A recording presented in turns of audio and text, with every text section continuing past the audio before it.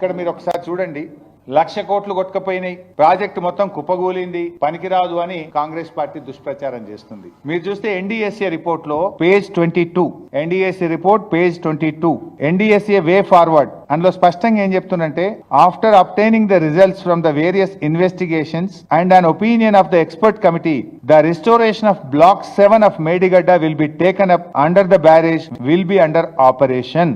ఎంత స్పష్టంగా చెప్పిండ్రు.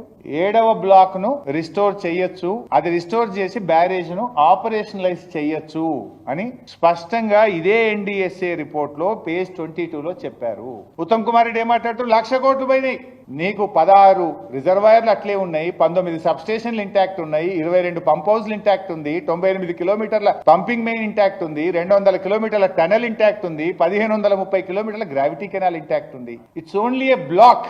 7th బ్లాక్ ను మరమ్మతి మళ్ళీ కట్టడం ద్వారా మేడిగడ్డ బ్యారేజ్ లోని మిగతా అన్ని బ్లాకులు ఓకే ఉన్నాయి. 7th బ్లాక్ ను మీరు కొత్తది కట్టండి, బ్యారేజ్ ను ఆపరేషనలైజ్ చేయొచ్చు అని ఇది ఎన్డీఏసీ ఇచ్చిన రిపోర్ట్ పేజ్ నంబర్ 22. దీన్ని ఎందుకు దాచిపెట్టిండు ఉత్తమ్ కుమార్ రెడ్డి? ఇది ఎందుకో చూపియపోతుంది నీ ప్రజెంటేషన్లు ఇవ్వాలా? చాలా కష్టపడివి, చెమటలు బాగానే ఓడిస్తేవి, 3 సార్లు ప్లేసులు మారుస్తేవి, 3 సార్లు టైం మారుస్తేవి, తనలాడుతీవి, బాగానే చేస్తేవి, ఇది ఎందుకో చూపియపోతే ఉత్తమ్ కుమార్ రెడ్డి.